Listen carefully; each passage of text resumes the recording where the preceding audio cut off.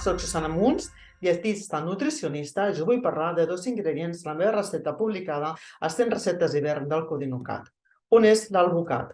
L'alvocat és un aliment molt nutritiu que ens aporta aigua i greixos saludables, el 80% dels seus hidrats de carboni són fibra, la seva combinació de greixos saludables ens ajuden a prevenir malalties cardiovasculars, conté minerals com el potassi, el sodi i el magnesi que afavoreixen el correcte funcionament del sistema muscular i nerviós, vitamina C, E, del grup B, especialment de la B6 i la B9, i antioxidants. L'altre ingredient són els fruits secs, que contenen omega-3, vitamina E, calci, ens ajuden a reduir el risc de patir degeneració muscular i àcid fòlic, especialment les nous.